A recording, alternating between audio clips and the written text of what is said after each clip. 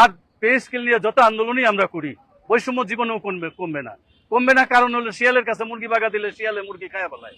আমরা যাদের দিয়ে পে কমিশন কমিটি করা হচ্ছে, পে কমিশন পরিষদে যদি আজকে কর্মচারীর প্রতিনিধিত্ব থাকতো তাহলে এই সুপারিশটা হতে পারতো না। তাইলে কর্মচারীদের স্বার্থে হইতো।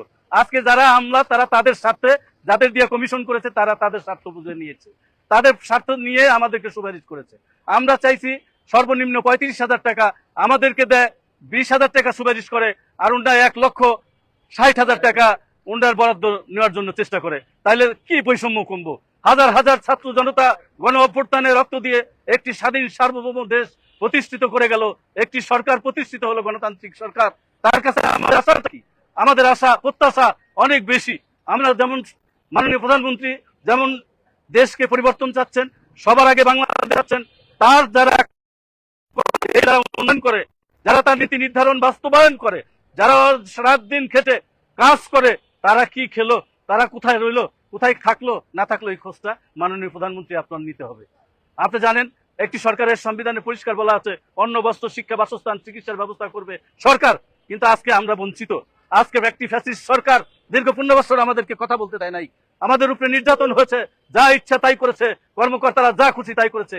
আজকে মাননীয় প্রধানমন্ত্রী আপনার দৃষ্টি আকর্ষণ করতে চাই, আপনি কথাগুলো দেখবেন, মিডিয়ার ভাইয়েরাই কথাগুলো বলবেন যে আমরা প্রধানমন্ত্রীর কাছে অনেক কিছু প্রত্যাশা করি। দুর্নীতি মুক্ত একটি দেশ চাই, দুর্নীতি মুক্ত প্রশাসন চাই, প্রশাসনের দুর্নীতি করবে আর আমরা কর্মচারীরা চাই দেখবো, এটা আর হতে দিতে দিব না। পরিষ্কার ভাবে আমরা কর্মচারীরা বলতে চাই, কোন কর্মকর্তা দুর্নীতি করতে পারবে না, আমরা দিব না করতে, আমরাও করবো না, আমরাও কাউকে করতে দেব না। মাননীয় প্রধানমন্ত্রী আপনার প্রতি সদাই আহ্বান জানাচ্ছি, আমরা কোনো রাজনৈতিক নেতা না, কোন রাজনৈতিক দলের কর্মী না, আমরা প্রজাতন্ত্রের সেবক হিসেবে আমরা চাই না আমাদের সরকার বিব্রত হোক, আমাদের সরকারের বিরুদ্ধে বদনাম হোক, আমাদের সরকারের বিরুদ্ধে রাজপথে নামুক মানুষ, আমাদের সরকারের বিরুদ্ধে এই সমস্ত কাজগুলো হোক, বা ওই সচিবালয় গ্রাহ হোক, বাড়ি গ্রাহ হোক, এই সমস্ত কর্মসূচি আমি চাই না।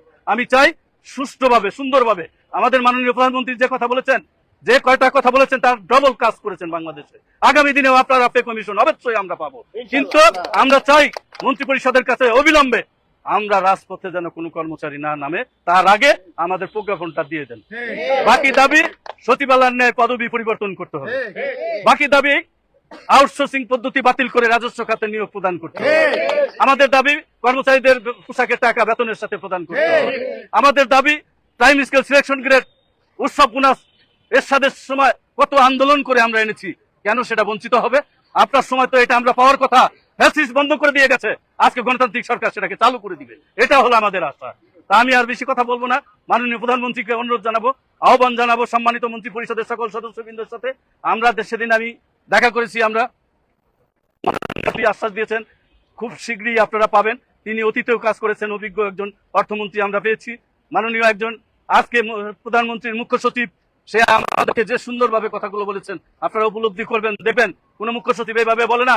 উনি বলেছে 11 বছর যাবৎ কর্মচারীরা কষ্ট আছে, বেতনের বৃদ্ধি হয় নাই, তাদের বেসিক বৃদ্ধি হয় নাই, এই কথাগুলো কেউ বলে না। কিন্তু উনি বলেছে, উনি কর্মচারীর সাথে উনি একথাও বলেছেন আমাদেরকে যে আমি বোঝানোর চেষ্টা করব সরকারকে। এই জন্য ওনাকে অভিনন্দন জানাই, এবং আমরা যেন রাজপথে না নামতে হয় সেই কাজটি করার জন্য আপনাদের প্রতি অনুরোধ জানাই। সবাইকে থ্যাংক ইউ। আপনারা আছেন সুন্দরভাবে পরিচয়, আপনারা আমাদের কথাগুলো মিডিয়ার ভাইয়েরা লিখবেন, তাতে আমরা কৃতজ্ঞ থাকবো আপনাদের প্রতি। সারা জীবন আপনারা আমাদের কথাগুলো লিখেছেন, আমাদের রাজপথের আন্দোলনগুলি প্রচার করেছেন, আজও করবেন। ধন্যবাদ সবাইকে।